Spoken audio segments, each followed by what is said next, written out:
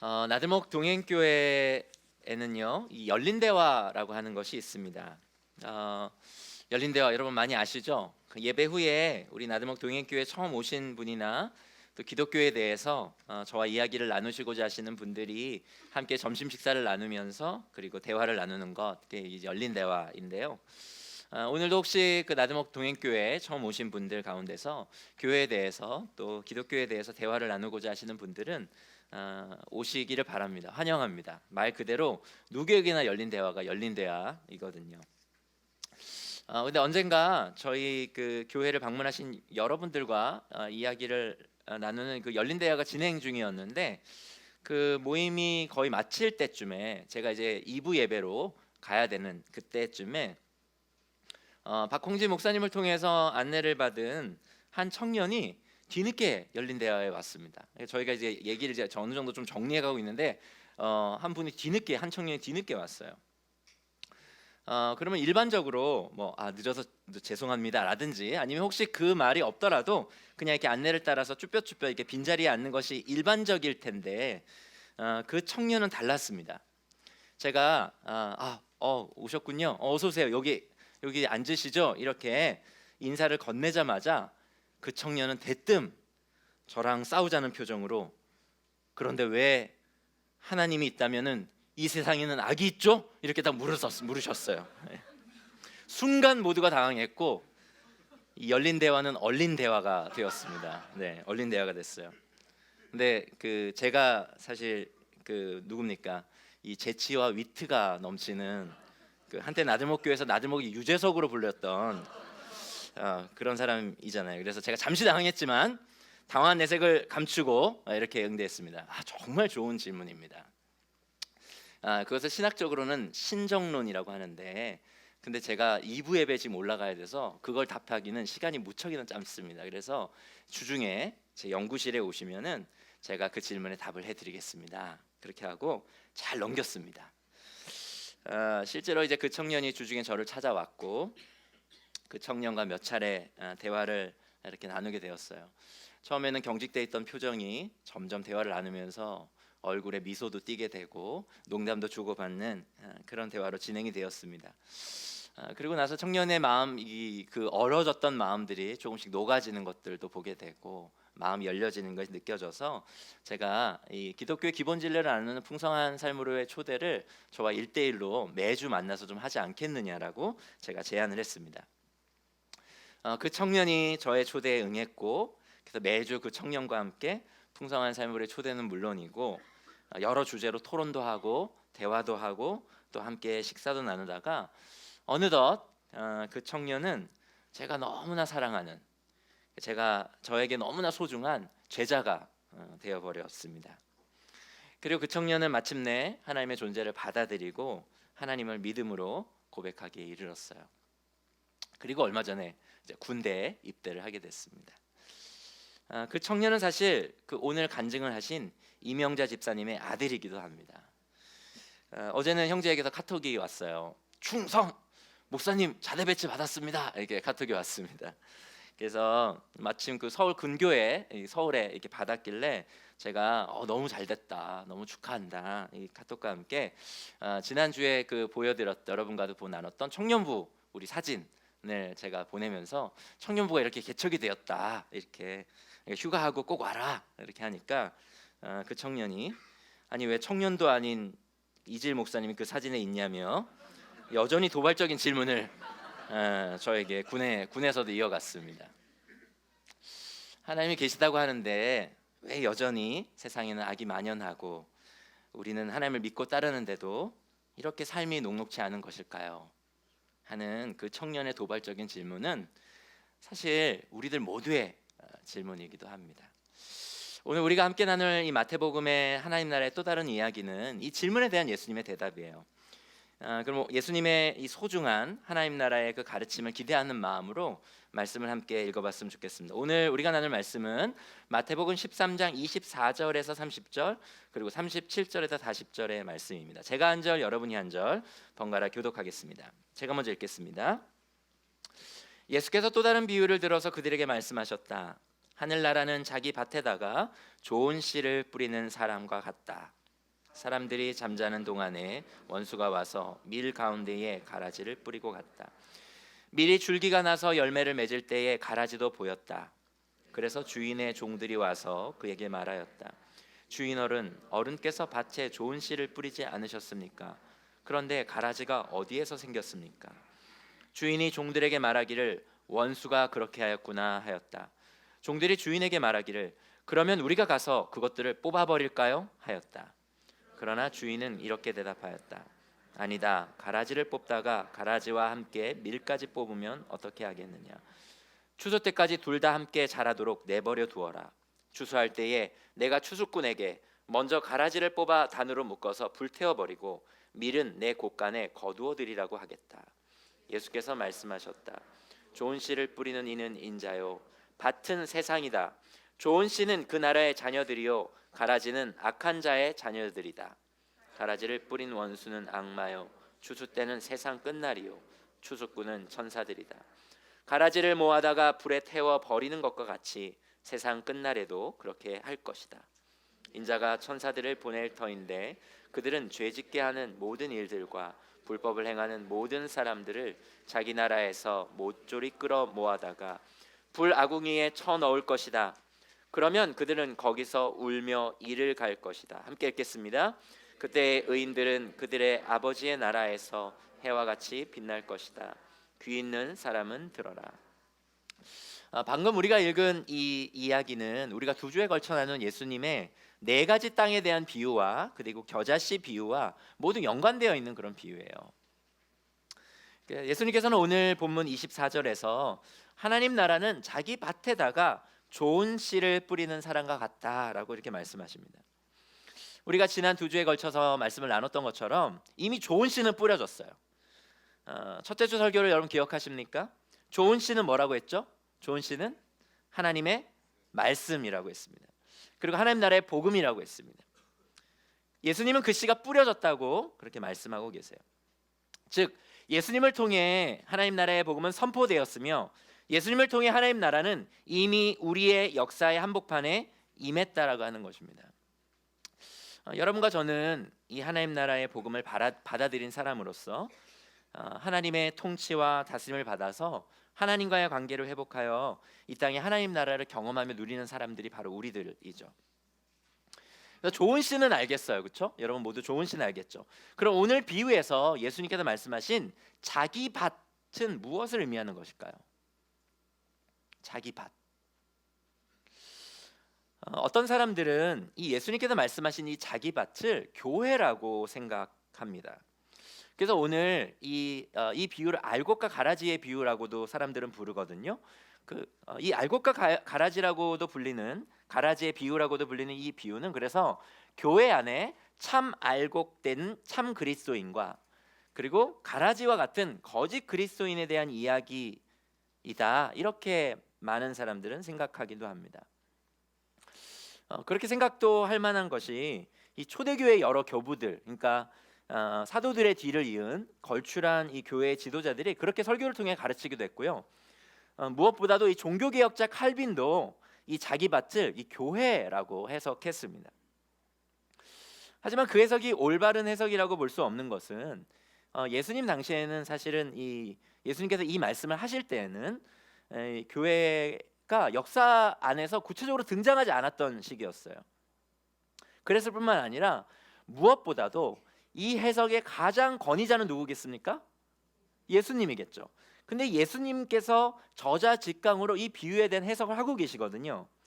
그 해석이 나와 있는 거가 우리가 아까 읽었던 마태복음 13장 38절인데 그 38절에서 예수님께서는 이 밭을 교회라고 설명하지 않고 뭐라고 하셨습니까? 세상이라고 설명해 주셨습니다. 그러니까 즉 24절에 자기 밭은 교회가 아니라 우리가 사는 이 세상 전체를 뜻한다라고 하는 것이죠. 그리고 우리가 또 하나 주목해야 하는 것은 예수님께서 이 밭을 자기 밭이라고 그렇게 하셨다는 것입니다. 그러니까 우리가 첫째 주에 배운 것처럼 씨는 하나님의 말씀이고 그리고 씨를 뿌리는 자는 하나님의 말씀을 전하신 하나님 나라의 복음을 선포하신 예수님이라고 했습니다. 그러니까 오늘 이야기도 그 연장에서 진행되는 이야기이기 때문에 이 농부는 예수님을 의미하죠. 그런데 이 밭이 누구의 밭이라고요? 농부의 밭, 자기 밭이라고 했습니다. 즉 이 밭은 예수님의 밭이라는 말이고 밭은 세상을 의미하는 것이기 때문에 이 말의 의미는 우리가 살고 있는 이 모든 세상이 우리 예수님, 우리 하나님의 소유라고 하는 것이죠. 그런데 하나님께서 주인 되어 다스리시는 이 세상이라는 밭에 예수님께서 뿌리신 밀씨뿐만 아니라 가라지도 뿌려졌다라고 한다라고 하는 것입니다. 25절에 예수님께서는 사람들이 잠자는 동안에 원수가 와서 밀 가운데 가라지를 뿌리고 갔다라고 그렇게 말씀하세요. 때문에 오늘 우리가 살펴보고 있는 이 예수님의 비유는 교회 안에 참된 성도와 거짓된 성도에 대한 이야기가 아니라 세상 속에 엄연히 존재하고 있는 악과 악한 사람들에 대한 이야기라고 하는 것입니다. 그러니까 27절에 주인의 종들이 이렇게 질문하거든요. 아니, 농부는 예수님은 좋은 씨를 뿌렸는데 가라지는 도대체 어디에서 생겼습니까? 라고 질문하는 이 주인의 종들의 이 질문은 사실 열린 대화에서 그 청년이 제기한 질문, 즉 하나님께서 온 세상을 다스리신다면서 하나님께서는 좋은 씨만 뿌렸다고 하시면서 왜 악과 고통은 도대체 어디에서 생겼단 말입니까? 라고 하는 이 질문과 사실 같은 질문이라고 하는 것입니다. 예수님께서 오늘 이야기의 소재로 사용하신 이 가라지는 구체적으로 어떤 식물을 의미하냐면은 독보리를 의미하는 것입니다. 독보리라고 하는 식물이에요. 이 가라지가. 이 독보리가 뭐냐면은 독보리는 이 성장 초기에는요, 이 밀과 구별이 무척 힘들대요. 전문가들도 밀과 이 독보리를 구별하기가 매우 힘들다고 합니다. 그래서 밀과 매우 흡사하게 자라요. 근데 잎이 나기 시작하면 이 독보리의 잎은 싹은 너무 비슷하고요. 싹은 너무 비슷해서 구별이 안 되고 잎이 나기 시작하면은 이 독보리의 잎은 밀보다는 좁은 잎을 가지고 있기 때문에 그제서야 밀과 이제 구별되기 시작한다고 해요. 그런데 문제는 이렇게 구별이 되기 시작할 때쯤이면 이 독보리의 뿌리가 이 밀의 뿌리와 엉키게 된다고 합니다. 이미 엉켜 있다라고 하는 거예요. 그래서 밀을 위해서 독보리라고 하는 이 잡초를 제거하면 뭐까지 같이 뽑혀요? 밀까지 같이 뽑히게 되는 거예요. 그렇기 때문에 경험이 많은 농부들은 이 추수 때까지 그냥 독보리를 그냥 두는 것입니다. 왜냐하면 그 독보리가 뭔가 가치가 있어서도 아니고, 그리고 독보리를 뽑으면 독보리가 밀에게 해를 끼친다는 걸 알지만 왜 그 독보리를 추수 때까지 같이 두냐면 결국 밀을 보호하기 위해서라고 하는 것이죠. 그래서 예수님께서는 이 당시 밭에서는 흔하게 발견되는 이러한 밭 풍경을 빌어서 하나님 나라의 가르침을 우리에게 전해주고 계신 것입니다. 독보리라고 하는 이름이 붙었잖아요. 그래서 이 이름처럼 이 독보리의 이삭에는 독이 있대요. 그래서 밀과 섞이면 밀에게 무척 해로울 뿐만 아니라 밀의 상품성도 무척 떨어뜨린다고 합니다. 그래서 그 로마법에는요, 그런 법이 있대요. 로마법에는 이 보복을 위해서 누군가에게 보복하기 위해서 그 사람 보복의 대상자인 사람의 밀밭에 독보리를 심는 것을 범죄 행위로 그렇게 다루고 있는 로마법이 있다고 합니다. 그 말은 뭘 의미하는 거예요? 당시 밀밭에 이 독보리 씨를 뿌려서 독보리도 함께 자라게 하는 것이 매우 보편적인 보복 행위라고 하는 그런 것을 의미하는 것이죠. 그것에 대한 방증일 것입니다. 자기 밀밭에, 자기 땅에 독보리를 함께 심을 농부는 때문에 한 사람도 없을 것입니다. 마찬가지로 우리가 사는 이 세상에 여전히 악이 존재하는 것은요, 하나님으로 말미암는 것이 아니라는 것이에요. 하나님이 심은 것이 아니라는 것입니다. 그것은 하나님에게 앙심을 품은 대적자인 사단과 마귀가 인간을 유혹하여서 그들로 하여금 하나님의 말씀을 떠나 자기 중심성의 이기적인 죄악으로 살도록 해서 이 세상을 깨뜨리고 헝클어뜨렸다는 것을 예수님은 비유를 통해서 우리에게 말씀하시는 것입니다. 농부는 독보리가 밀에 끼치는 좋지 않은 영향을 압니다. 하지만 그렇다고 해서 섣불리 독보리를 뽑지 않습니다. 왜 그랬다 그랬죠? 독보리가 뿌리를 내린 뒤에는 오히려 밀을 보호하는 최선의 방법은 바로 추수 때까지 함께 자라도록 내버려 두는 것이라고 하는 것을 알고 있기 때문에 그렇습니다. 우리 하나님께서도, 우리 예수님께서도 세상의 여전한 악과 고통이 밀과 같은 하나님의 사람들의 삶에 해를 입힌다는 것을 아십니다.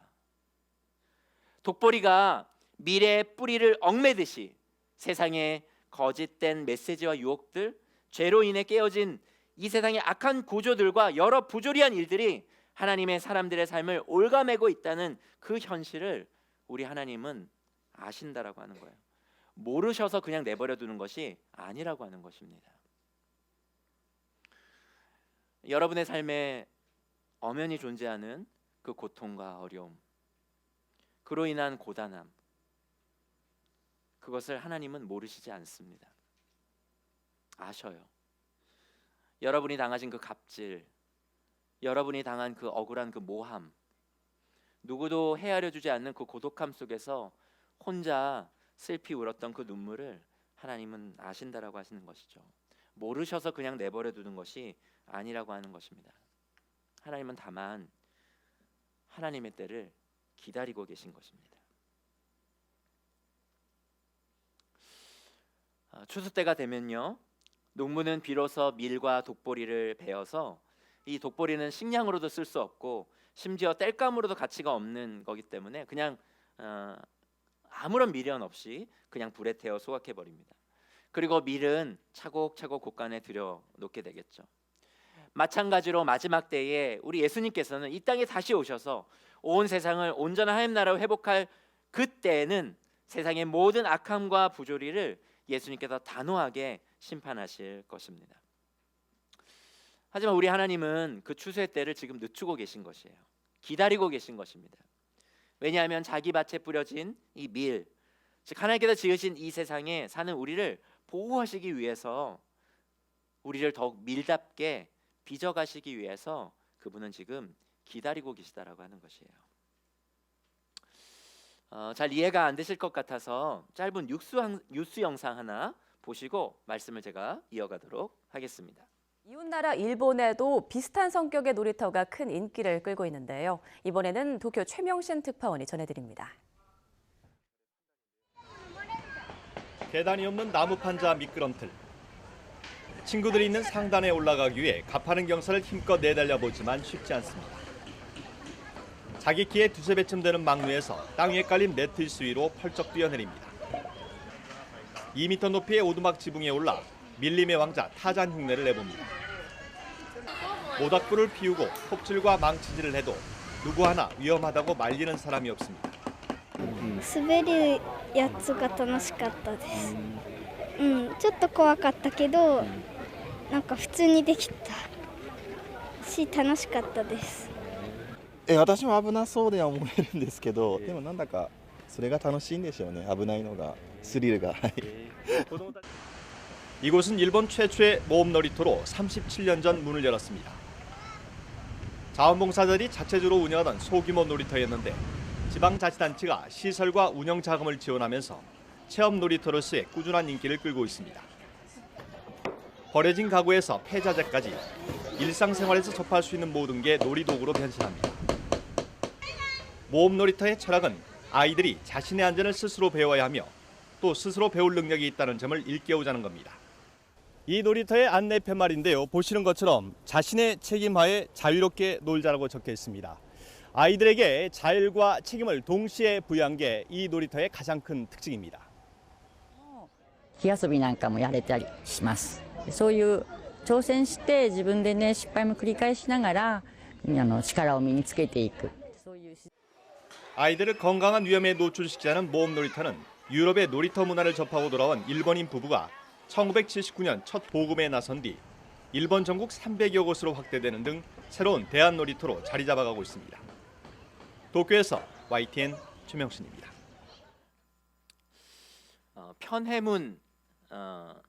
편해문이라는 이 놀이터 디자이너가 계신데요. 그분이 그의 책 놀이터 위험해야 안전하다에서 그는 이렇게 말합니다. 좀 더 험하게 말하자면 편의점 수의 2배에 달하는 6만 개가 넘는 놀이터를 바꾸지 않고는 아이들 삶이 제자리에 놓일 수 없다. 지금처럼 도전할 것도 없고 상상도 빈곤한 놀이터에서 10년을 보낸 아이들이 10년, 20년 뒤에 어떤 상상을 할 수 있을지 아득하다.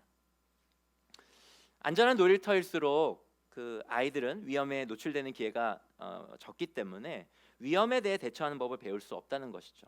그리고 안전한 이 놀이터는 아이들로 하여금 적절한 긴장을 주거나 그러지 못하기 때문에 아이들에게 지루함을 주고, 그렇기 때문에 오히려 긴장감을 잃어버린 아이들이 사고의 위험이 오히려 더 높다라고 하는 것입니다. 그러니까 매우 역설적인 사실이죠. 위험한 놀이터가, 조금 위험해 보이는 놀이터가 오히려 더 안전한 놀이터가 될 수 있다라고 하는 것입니다. 우리는 헝클어지고 깨어진 이 세상에서 하나님께서 하나님을 떠난 인간의 존재와 사회가 얼마나 비참할 수 있는지, 얼마나 처참할 수 있는지를 직면하고 오히려 깨닫고 배워가게 됩니다. 그리고 원하지 않죠. 우리는 고통과 고난을 원하지 않습니다. 그 원하지 않는 고통과 고난을 때때로 겪으면서 오히려 예수 닮음의 인격과 성품을 얻게 된다라고 하는 것이죠. 그리고 예수님의 그 아름다움을 오히려 더 갈망하게 되고, 예수님의 그 아름다운 그 지경과 그 목표에 대한 갈망을 오히려 위험한 오늘의 그 현장 속에서, 현실 속에서, 이 땅 가운데서 우리는 갖게 된다라고 하는 것입니다. 우리 하나님께서는 추수의 때를 늦추시면서 독보리 가운데에서 자라고 있는 우리를, 위험 가운데 어쩌면 노출되어 있는 우리를 응원하신다라고 하는 것입니다. 견실하고 튼튼한 알곡으로 자라기를 인내하면서 우리 하나님은 기다리고 계신다라고 하는 거죠. 그렇게 예수님께서는 우리의 곁에서 우리를 응원하십니다. 위험하게 보이는 그 놀이터 곁에서 자녀를 응원하며 지켜보는 것처럼 말입니다.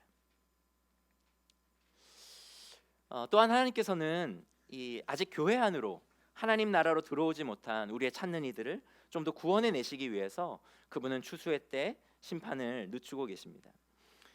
이런 하나님의 마음을 헤아린 사람이 바로 베드로였는데요. 베드로는 베드로후서 3장 9절에서 이렇게 말씀합니다. 어떤 이들이 생각하는 것과 같이 주님께서는 약속을 더디 지키시는 것이 아닙니다. 도리어 여러분을 위하여 오래 참으시는 것입니다. 하나님께서는 아무도 멸망하지 않고 회개하는 데에 이르기를 바라십니다. 이 말씀은 예수님의 심판이 지연된 것처럼 보이는 또 하나의 이유가 있는데, 그것이 바로 우리를 구원하시려는 하나님의 사랑 때문이라고 하는 것입니다. 하나님은 가능한 많은 미를 수확하기를 원하십니다. 가능한 많은 사람들이 예수님을 알고 하나님 나라에 눈을 떠서 하나님 나라로 다 초대되기를 우리 하나님은 원하세요. 그래서 하나님은 하나님 나라의 문을 닫지 않고 기다리고 계신 것입니다. 마지막 추수의 때를 더 늦추면서 하늘의 밀이라도 더 열리게 되기를 하나님은 기다리고 계신 것입니다. 사실 우리가 오늘까지 지난 3주 동안 살펴본 예수님의 이 세 가지 비유는 모두 기다림에 관한 가르침이에요. 오늘 본문에서 이 농부는 밀이 독보리 가운데서도 건강하게 잘 자라기를 인내하며 기다립니다. 지난주에 우리가 살펴본 겨자씨의 비유에서도 새들은 자신들이 깃들 겨자씨가 나무가 되기를 어쩌면 기다릴 거예요. 그리고 빵 굽는 여인도 역시 누룩이 반죽 속에 스며들어서 빵 반죽이 부풀어 오르기를 그는 기다릴 것입니다.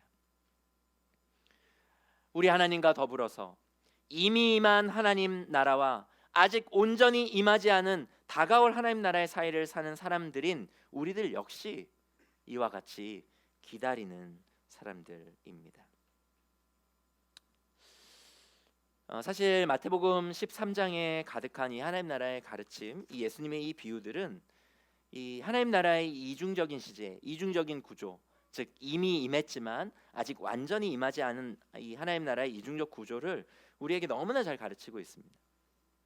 그래서 우리 알잖아요. 우리 김영구 목사님은 그래서 어떤 그림이 꿈에도 나와야 된다고 늘 사실 우리에게 이렇게 노래를 부르셨습니다.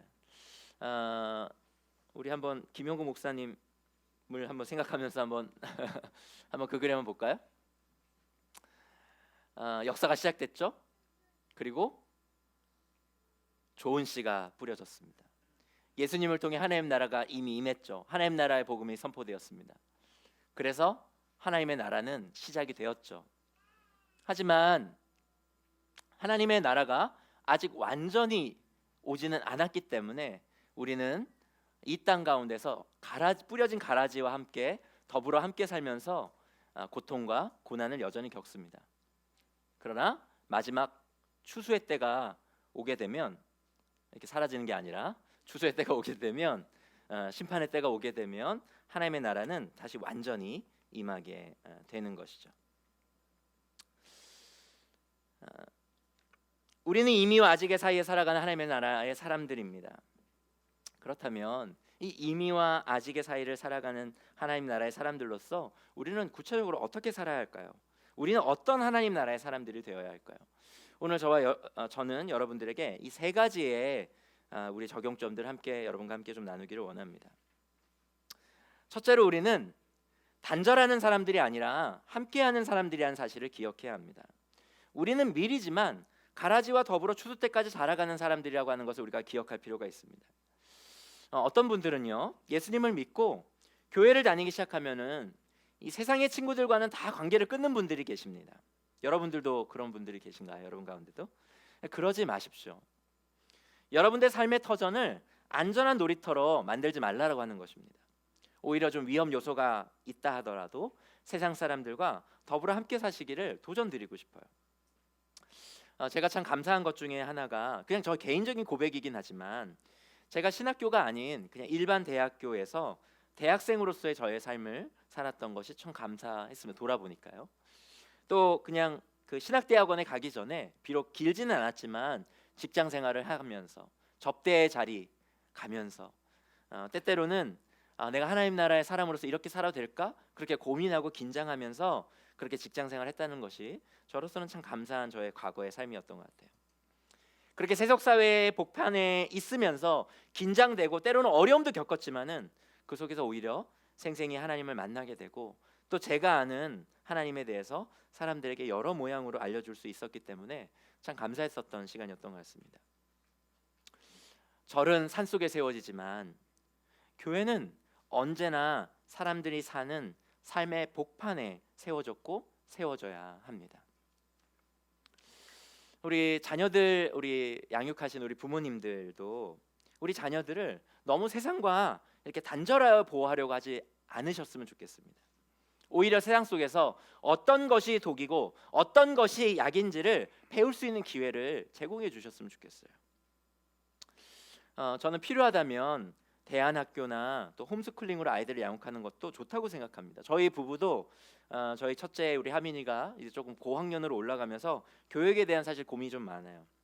그래서 자녀 교육에 대한 고민들을 좀 하면서 뭐 대안학교를 보낼까, 홈스쿨링을 할까, 그런 교육 방식에 대해서 관심을 갖고 좀 리서치를 하고 있는 가운데 있습니다. 좋은 것 같아요. 하지만 그 목적이, 대안학교를 보내는 목적이, 그리고 홈스쿨링을 하는 그 목적이 이 세상과 아이들을 단절해서 그냥 안전한 놀이터 안에서 아이들을 양육하려고 하는 그런 목적을 가진 목적으로 그 교육 방식을 택한다면은 그 교육 방식이 무엇이든지 결과적으로는 아이들에게 좋지 않다고 생각합니다. 제가 가르친 청년 가운데서 대안학교에서 정말 열심히 정말 그 신앙생활하면서 학교 생활을 하고 그리고 대학에 들어간 친구들 가운데서는 지금 교회를 안 다니는 친구들도 많이 있습니다. 그 대학 생활에 너무 큰 충격을 받고 오히려 열려진 그 세상에 저항하지 못해서 아예 자기가 배운 교회 생활이 전부인 걸로 생각하고 기독교를 떠난 친구들도 있어요. 단절이 답이 아니라는 것입니다. 하나님의 사람들은 세상과 단절된 사람들이 아니라 오히려 세상 사람들과 더불어 함께 살면서 그들을 하나님 나라로 초대하는 사람들, 그 사람들이 바로 하나님 나라의 사람들이라고 하는 것이죠. 두 번째로 우리는 심판하는 사람들은 아니지만 분별하는 사람들이라고 하는 것입니다. 최종적 심판자는 예수님이시죠. 때문에 우리가 누군가를 섣불리 규정하거나 정죄해서는 안 될 것입니다. 우리는 최종 심판자가 아니기 때문에 그래요. 하지만 그렇다고 해서 우리가 참과 거짓을 분별해야 하는 우리의 책임을 회피해서는 안 됩니다. 교회를 위해 쓰여진 신약의 여러 서신서들, 특히 바울과 베드로와 요한에 의해서 쓰여진 성경 곳곳에는요, 교회로 하여금 거짓 메시지를 분별하여 거절하고 하나님의 참된 말씀만을 취할 것을 끊임없이 도전하는 메시지가 사실 가득합니다. 때문에 우리는 최종적 심판을 하나님께 맡기면서도 우리를 유혹하고 넘어뜨리려는 이 거짓과 유사복음을 잘 분별해야 할 것입니다. 참 감사하게도 이 나들목 동행교회는 이 성도들이 복음을 자연스레 배울 수 있도록 영적 성장의 길이 잘 닦여 있는 그런 교회인 것 같아요. 그러니까 그 길을 걷다 보면, 나들목 동행교회가 제시하는 그 영적 성장의 길을 잘 걷다 보면 자연스럽게 참과 거짓을 분별하게 되는 분별력을 기를 수 있다라고 하는 것이죠. 나들목 동행교회의 모체가 되는 나들목 교회가 지난 18년 동안 많은 교회를 휘청이게 했던, 많은 교회를 분열시키고 많은 교회를 무너뜨렸던 그 이단들의 가르침에 의해서 물들거나 영향을 받지 않을 수 있었던 것은, 어쩌면 모든 성도들이 그 길을 걸으면서, 그 나들목 교회가 제시한 그 영적 성장의 그 길을 걸으면서 자연스레 무엇이 참인지 무엇이 거짓인지를 분별할 수 있는 분별력이 자연스럽게 함양되었기 때문이 아닌가, 저는 그렇게 생각이 돼요. 나들목 동행교회 가족은 누구나 예외 없이 지나가는 그런 영적 성장의 길이 어떤 길들이 있습니까? 풍성한 삶으로의 초대, 풍성한 삶의 첫걸음, 하늘가족 디딤돌, 우리 그 과정을 다 지나게 되죠. 그것들을 통해서 우리는 기독교가 말하는 핵심적인 가르침이 무엇인지를 자연스럽게 배우게 되고, 또 가정교회에 들어가면 오늘 수료식을 진행한 풍성한 삶의 기초라고 하는 23주의 과정을 통해서 예수님께서 가르치신 하나님 나라의 복음이 무엇인가를 우리는 잘 배우게 됩니다. 그러면서 복음과 다른 가르침에 대해서 우리는 어느 정도의 분별력을 자연스럽게 갖게 되는 것이죠. 여러분 가운데 혹시 이 과정 중에 계신 분이 계시다면, 많은 분들이 이 과정을 지금 지나고 계실 텐데요, 그 과정 중에 계신 분들이 계시다면 이 과정을 그냥 나들목 동행교회에 속하기 위한 그런 과정들로만, 그냥 하나의 프로그램으로만 여기지 않으셨으면 좋겠습니다. 거짓에 대한 분별력을 키우는, 기독교에서 이야기하는 복음에 대해 잘 배우고 숙지하는 정말 좋은 기회로 여러분들이 잘 활용하셨으면 좋겠습니다. 2019년 한 해를 돌아보면서 참 감사한 거는 이 과정을 많은 분들이 지나셨다라고 하는 것입니다. 무엇보다 풍성한 삶으로의 초대를 통해서 이 하나님 나라의 복음을 듣고 배우셨거나 지금 배우고 계신 분들이 올 한 해 동안 몇 명인지 여러분 추측하실 수 있으시겠어요? 참고로 저희 교회 재적 인원이 163명이거든요. 지난 하늘가족 디딤돌을 마치신 우리 하늘가족 되신 분들이 163명입니다. 그럼 올 한 해 동안 풍성한 삶으로의 초대를 통해서 기독교의 이 하나님 나라의 복음을 듣고 배우고 이미 그것들을 지나고 또는 지금 그 과정 가운데 계신 분들이 올 한 해 동안 몇 명 정도 될까요? 몇 명 정도 되겠습니까? 정확히 49명 이세요. 그러니까 재적 인원이 163명이니까 현재 재적 인원의 한 3분의 1에 육박하는 분들이 나들목 동행교회를 찾아서 이 과정을 지나시고 또 밟고 계시다는 것입니다. 적지 않은 인원이죠, 사실은. 더욱이 또 참 제가 개인적으로 너무 감사한 거는 이 과정에 들어오신 분들 가운데 단 2명만 중도에 중단되거나 이런저런 사유로 다른 교회로 가셨고, 나머지 49명은 모두 현재 이 풍성한 삶의 초대를 하고 계시거나 혹은 지나셨다라고 하는 것입니다. 그러니까 51명이 오셨는데 그 중에 2명만 중도 하차하시고 나머지 49명은 모두 다 이 과정을 지나셨다라고 하는 거죠. 많은 분들이 이렇게 와서 나들목 동행교회에서 이렇게 풍성한 삶으로의 초대를 지난 하늘가족 디딤돌까지 거의 이탈 없이 이렇게 잘 이어지고 이 과정을 잘 지나신 비결이 뭘까 제가 돌아보니까, 그분들을 잘 맞아주고 그분들을 잘 이렇게 섬겨준 우리 이끄미들의 섬세한 섬김과 그리고 헌신 때문이 아닌가 그런 생각하게 됩니다.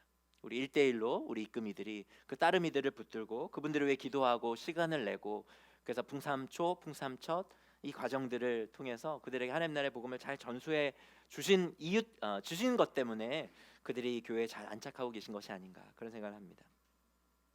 한 해 동안 그래서 우리 이끄미 분들 너무 많이 수고하셨어요. 그래서 우리 그분들을 향해서 그분들과 함께 이러한 이끄미의 삶에 또 동참하기를 서로 격려하며 또 응원하는 그런 마음으로 우리 한 해 동안 풍삼초, 풍삼첫 또 이끄미로 또 하늘가족 디딤돌의 조장으로 그렇게 섬겨주신 우리 서로를 향해서 우리 좀 한번 좀 박수로 서로 좀 감사하며 격려할까요? 너무 수고하셨습니다. 감사합니다. 마지막으로 이미와 아직의 사이를 살아가는 우리는 소원하는 사람들이 아니라 소망하는 사람들이라고 하는 것입니다. 이 출애굽기라는 성경에 보면요, 비참한 노예 생활을 했던 이스라엘 백성들이 지도자인 모세와 함께 이집트로부터 구원을 얻어서 약속의 땅 가나안 땅을 향해 가는 이야기가 기록되어 있습니다. 그런데 이집트로부터 함께 구원을 받아서 출애굽에 성공한 이 이스라엘 백성들과 모세와는 결정적인 차이가 있어요. 그것은 이스라엘 백성들은 때때로 어려움을 겪을 때마다 이집트를 향해 계속 뒤돌아보는 사람들이었지만, 이 모세는 어려운 가운데서도 약속의 땅 가나안 땅을 향한 소망을 놓지 않고 그의 시선을 가나안 땅을 향해 고정했다라고 하는 것입니다. 이스라엘 사람들은 소원의 사람들이었지만 모세는 소망의 사람이었습니다. 즉 이스라엘 사람들은 자신의 이기적 욕망이 가득한 소원을 품는 사람들이었기 때문에 그 소원이 이루어지거나 이루어지지 않거나 하는 여건과 상황에 따라서 일희일비하는 사람들이었고, 모세는 하나님의 하실 일과 그분의 약속을 품은 소망하는 사람으로서 그 광야의 길을 올곧게 걸어간 사람이었다라고 하는 것이죠. 여러분은 어떠십니까? 이미와 아직이라는 그 광야의 길을 여러분은 이스라엘 백성들처럼 걷고 계십니까? 아니면 모세처럼 걷고 계십니까? 여러분은 이스라엘 백성들과 같은 소원의 사람들이십니까? 아니면 모세와 같은 소망의 사람들이십니까? 얼마 전에 소천하신 목사들의 목사라고 불리시는 유진 피터스는 소원과 소망에 관한 이런 글을 남기셨습니다. 소원은 우리의 자아로부터 나오지만 소망은 신앙으로부터 나온다. 소원은 우리가 행하는 것을 향하지만 소망은 하나님이 행하는 것을 향한다. 소원은 내가 이 세상과 사람들과 하나님께 원하는 것과 관계가 있지만 소망은 하나님께서 나와 세상과 내 주변 사람들에게 원하시는 것과 관계가 있다. 유진 피터스는 이어서 소원은 미래로 투사된 나의 의지이고 소망은 미래로부터 찾아오는 하나님의 의지다라고 이야기했습니다. 때문에 소원하는 사람들은요, 낙심과 좌절을 피할 수가 없습니다. 하지만 소망을 품고 사는 사람들은 고난 속에서도 낙심하고 좌절하기보다는 오히려 고백이라고 하는 아름다운 꽃을 피우는 사람들입니다.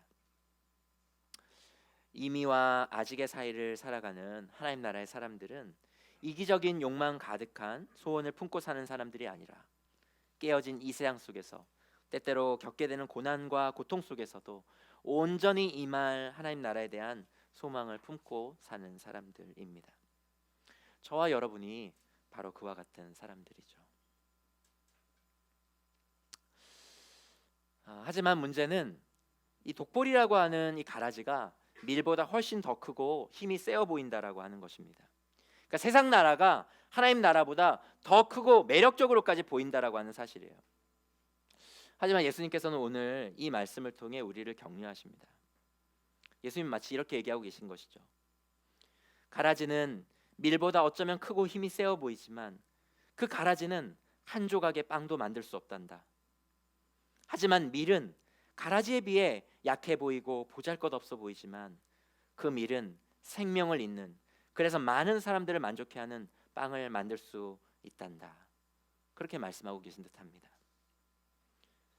가라지는 밀과 비슷하게 생겼지만 그 가치는 밀과 상대가 되지 않습니다. 밀은 결코 가라지에게 지지 않습니다. 마찬가지로 교회는 결코 세상에서 패배하지 않아요. 하나님의 사람들은 세상의 사람들에 비해서 보다 작게 보이고 미약해 보이고 비천해 보일 수 있지만 하나님의 사람들은 세상의 사람들에 비해서 결코 지지 않으며 부족한 사람들이 아니라고 하는 것입니다. 예수님께서는 오늘의 이 비유에 대한 설명을 이렇게 마치셔요. 그래서 40절에서 43절에 이렇게 말씀하시죠. 가라지를 모아다가 불에 태워버리는 것과 같이 세상 끝날에도 그렇게 할 것이다. 인자가 천사들을 보낼 터인데 그들은 죄짓게 하는 모든 일들과 불법을 행하는 모든 사람들을 자기 나라에서 모조리 끌어모아다가 불아궁이에 쳐넣을 것이다. 그러면 그들은 거기서 울며 이를 갈 것이다. 그때의 의인들은 그들의 아버지의 나라에서 해와 같이 빛날 것이다. 귀 있는 사람은 들어라. 유진 피터스는 그가 번역한 메시지 성경에서 이 마태복음 13장 40절에서 43절을 이렇게 번역했어요. 인자가 천사들을 보내어 자기 나라에서 엉겅퀴를 뽑아 쓰레기장에 던지면 그것으로 끝이다. 그들은 높은 하늘에 대고 불평하겠지만 아무도 귀 기울이지 않을 것이다. 그러나 거룩하게 무르익은 삶들은 성숙하게 자라서 자기 아버지의 나라를 아름답게 꾸밀 것이다. 기다립시다. 인내합시다. 우리는 결국 승리할 것입니다. 하나님 나라는, 교회는 결코 패하지 않습니다. 우리 시간 오늘 주신 말씀을 다시 곱씹어 보면서 1분 정도 침묵으로 함께 기도하시겠습니다.